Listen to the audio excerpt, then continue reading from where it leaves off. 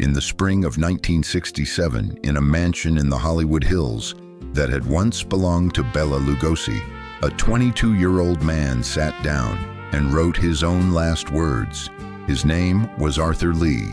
He led a Los Angeles rock band called Love. They were the first racially integrated rock band signed to Elektra Records. Their singer and songwriter was black. Jim Morrison was his friend. The Doors got their record deal because Arthur Lee walked into Elektra's office and told the label to sign them. Love had already released 2 albums. They were the biggest underground band in Los Angeles. On the Sunset Strip, when a Love record played in a club, the room went quiet, and almost nobody outside California knew who they were. There is a simple reason for that. Arthur Lee refused to tour. The Beatles toured, the Stones toured. The Doors, the band he had recommended to Elektra, went on the road and became the biggest rock band in America. Arthur Lee stayed in Los Angeles. He was afraid of flying. He was afraid of being drafted for Vietnam if he left California. He was afraid of the Los Angeles police who followed him because he was black and rich and famous and living in a mansion above the Sunset Strip. He was afraid of the white audiences in the middle of America, who he did not believe would let him on their stages. And underneath all of that, he was afraid of dying. By 1967, Arthur Lee had convinced himself he was going to die within the year. There was no medical reason. He was 22, physically healthy, at the height of his creative powers, but something in him was certain. He and his girlfriend moved into a large, decaying mansion in the Hollywood Hills that a local legend said had once belonged to Bela Lugosi, the actor who had played Dracula. Vines grew across the windows. The rooms were too big for the furniture. The neighbors never saw him. He stopped seeing most of the band. He stopped eating regular meals. He walked the empty rooms at night with a guitar and wrote.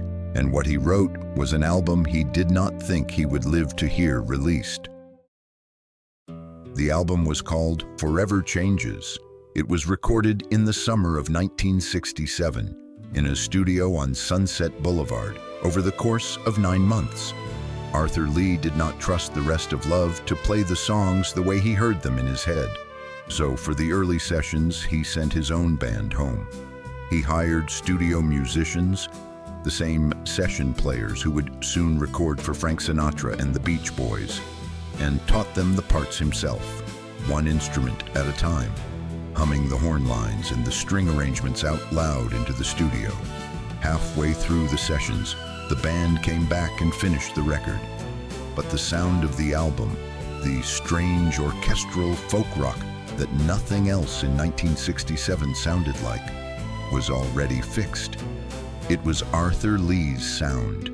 He had heard it alone in Bela Lugosi's house. The lyrics in every song were about dying. Forever Changes came out in November 1967. In the same season, in the same country, Sgt. Pepper's Lonely Hearts Club Band was still on every radio. The reviews for Forever Changes were quiet and puzzled. Rolling Stone called it strange. Billboard barely acknowledged it. It reached number 154 on the American charts. It disappeared. In England, where Love had never toured either, it did slightly better. Then it too disappeared. The band broke up within 18 months. Arthur Lee fired the original members of Love. He kept the name and put together new versions of the band that were never as good. He recorded more albums that almost nobody bought. He had made the album he thought was his last statement, and the world had not shown up to hear it. How does an artist survive that?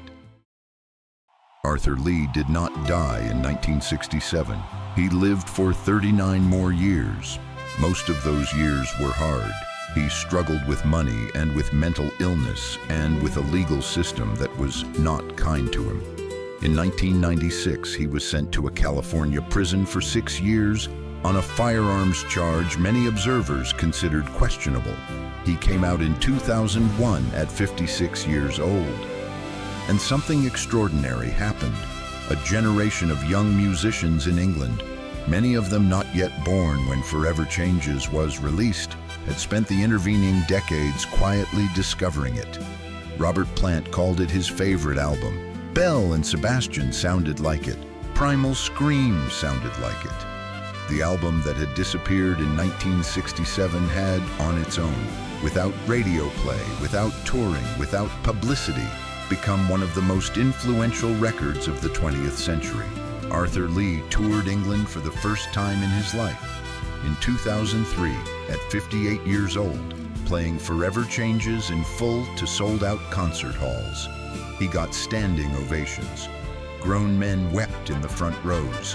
The album he had recorded thinking nobody would hear it was, by then, so beloved that people knew every word. He was diagnosed with leukemia in 2005. He died in August 2006, at 61 years old. And here is the thing worth remembering. Arthur Lee spent the last 3 years of his life on the stage he had refused to walk onto for 40 years. He had been wrong about dying. He had also been wrong about the album. It was not his last words. It was the beginning of a slow, patient conversation that took 40 years to reach the people who most needed to hear it. Forever Changes did not need him to tour it. It did not need the radio. It did not need the critics of 1967 to understand it. It only needed to exist and to wait. The real legend, as it turned out, was the work. If you have never heard Forever Changes, put it on tonight. That is where this story lives. Subscribe. We do this every week.